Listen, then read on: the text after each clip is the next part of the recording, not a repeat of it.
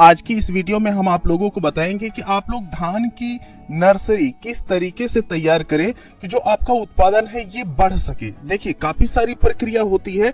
जब आप लोग अधिकतम उत्पादन लेने की कोशिश करते हैं तो आपको शुरू से लेकर के अंत तक की सारी चीजें आप लोगों को काफी अच्छी तरीके से करनी होती है। लेकिन इस वीडियो में हम धान की नर्सरी पे बात करने जा रहे हैं, तो आप लोगों को बताएंगे कि धान की नर्सरी आप लोगों को किस तरीके से तैयार करनी चाहिए कि जो आपका धान का उत्पादन है ये बढ़ सके और आप लोगों को अच्छा उत्पादन प्राप्त हो सके। काफी किसान ये पूछते हैं कि अगर हम 1 एकड़ धान की खेती करने जा रहे हैं तो कितने धान की बीज की हमें आवश्यकता पड़ती है। तो देखिए, आप लोगों को बता दें कि जो धान की बीज आती है यह कोई मोटी होती है, कोई पतली होती है, लंबी होती है। तो इस वजह से जो बीज की मात्रा होती है वैरायटी के अनुसार बदलती रहती है। लेकिन एक औसतन अगर हम आप लोगों को बताएं तो यह 4 किलो से लेकर के 5 किलो प्रति एकड़ बीज की आवश्यकता होती है। अब इतने बीज की आवश्यकता के लिए नर्सरी के लिए कितने खेत की हमें आवश्यकता होगी, तो हम आप लोगों को बता दें कि 25 फीट लंबा और 25 फीट चौड़ा खेत जो होता है आपके 1 एकड़ की नर्सरी तैयार करने के लिए पर्याप्त होता है। अब बात ये आती है कि अगर हम इतने खेत की नर्सरी तैयार कर रहे हैं तो उसमें हमें कौन से फर्टिलाइजर शुरू में देने चाहिए जब हम नर्सरी तैयार करने जा रहे होते हैं।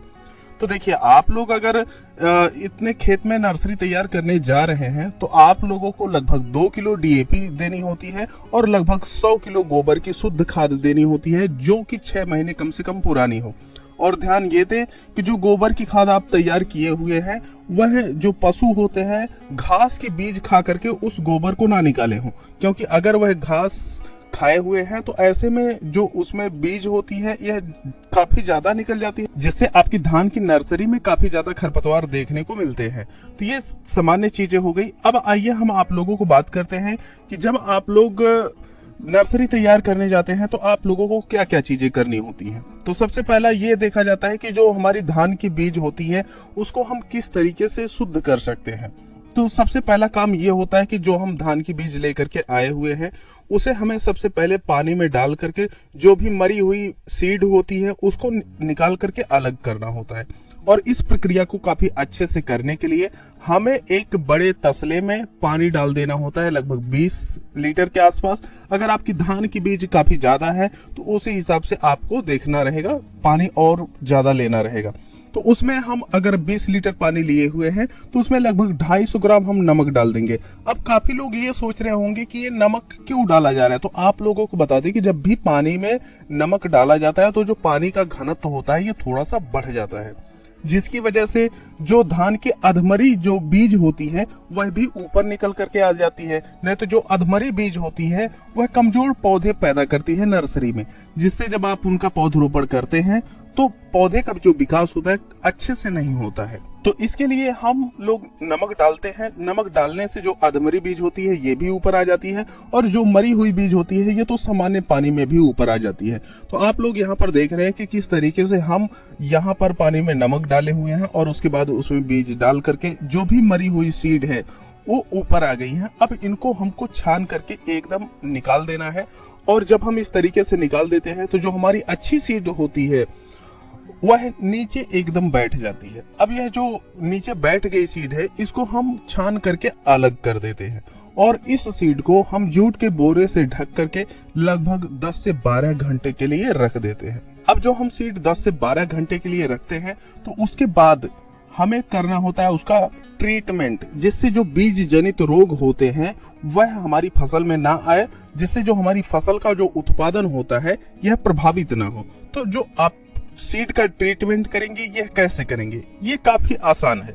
जो हम बीज 12 घंटे भिगोए थे, अब आप लोग यहाँ पर देख सकते हैं कि यह जो बीज है यह अभी भी हल्का भीगा हुआ है। तो अगर हम बात करें, हमारी जो सीड है 5 किलो है, तो ऐसे में लगभग 10 से 12 ग्राम जो हमारी फंगीसाइड होती है कार्बेंडाजिम मैंकोजेब, इसे ले लेना होता है और इसमें अच्छी तरीके से मिक्स कर देना होता है। जैसा कि यहाँ पर आप लोग देख रहे हैं कि जो हमारी धान की बीज है उसमें हम कार्बेंडाजिम मैंकोजेब डाल करके अच्छी तरीके से मिक्स कर दे रहे हैं। इसके बाद ये तो हो गया हमारे फंगीसाइड का ट्रीटमेंट। अब जो फंगीसाइड का ट्रीटमेंट हो गया तो इसके बाद कीटनाशक के जरिए इसका ट्रीटमेंट किया जाएगा। और कीटनाशक से अगर आप लोग ट्रीटमेंट करना चाहते हैं तो ऐसी परिस्थिति में आप लोग क्लोरोसाइपर या इमिडाक्लोरोप्रिड ले सकते हैं। 5 किलो अगर आपके धान के बीज की मात्रा है तो ऐसे में लगभग आप 5 से 8 ml डाल करके उसको अच्छी तरीके से मिला दीजिए। अब जब आप लोग इसको इस तरीके से मिला देते हैं तो जो आपकी धान की बीज होती है ये पूरी तरीके से ट्रीटेड हो जाती है, और अब जो इसका जमाव होगा और जब आपकी फसल होगी तो उसमें रोगों की संख्या काफी कम आएगी, जिससे जो आपका उत्पादन होता है काफी बढ़ जाता है। चलिए अब हम बात कर लेते हैं कि जो नर्सरी के खेत की तैयारी होती है वो हमें किस तरीके से करनी चाहिए। जो भी आपके बीज की मात्रा है उस हिसाब से आप लोग खेत को चुन लीजिएगा। उस खेत में सबसे पहले आप लोग अच्छी तरीके से उसकी गुड़ाई कर दीजिए। गुड़ाई करने के पश्चात आप लोग उसमें पानी भर दीजिए। पानी भरने के पश्चात हमें लगाना होता है पाटा, जिससे जो हमारी मिट्टी है यह पूरी तरीके से समतल हो जाए। इस विधि से जो नर्सरी तैयार की जाती है इसमें जो खरपतवार की संख्या होती है यह काफी कम होती है, क्योंकि यह जो विधि है इसे लेवा विधि कहते हैं। और लेवा विधि में जब तक खरपतवार निकलने की कोशिश करते हैं तब तक जो हमारी फसल की बीज होती है वह अंकुरित होकर के काफी ऊपर आ जाती है। तो इस तरीके से आप लोग खेत की तैयारी कर लिए हैं। अब जो हमारी ट्रीटेड धान की बीज है उसे हमें इस खेत में डालना होता है। जैसे कि 25 बाई 25 फीट में आप लोग खेत की तैयारी किए हुए हैं, तो आप लोग यहाँ पर 5 किलो जो धान की बीज होगी इसे बराबर मात्रा में चारों तरफ अच्छी तरीके से फेंक देना होता है। और जब आप फेंक देते हैं तो उसके बाद ये आपका सारा कार्य संपन्न हो जाता है। लेकिन ध्यान रखें, कई ऐसे क्षेत्र होते हैं जहां पर यह देखने को मिलता है कि चूहे या मोर या चिड़िया इसको खाने लगती हैं। लेकिन हम आप लोगों को बता दें कि यह जो सीड है पहले से ही आप लोग कीटनाशक से ट्रीटेड किए हैं, तो यह संभावना काफी कम है कि चिड़िया वगैरह आपकी नर्सरी को खाएं। लेकिन अगर खा रही हैं तो आप लोग वहां पर जाली डाल सकते हैं जो मच्छरदानी आती है। इससे जो धान की बीज होती है उसे चिड़िया नहीं खाती हैं।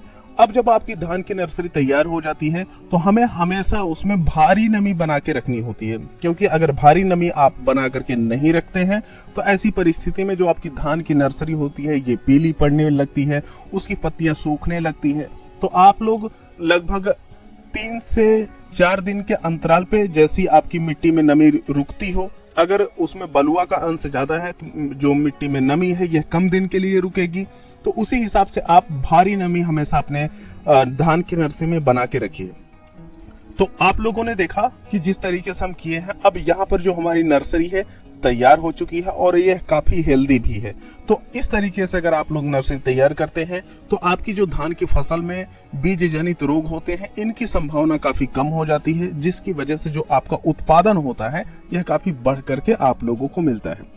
बाकी हम मिलते हैं आप लोगों से एक नई वीडियो में, तब तक के लिए चलते हैं।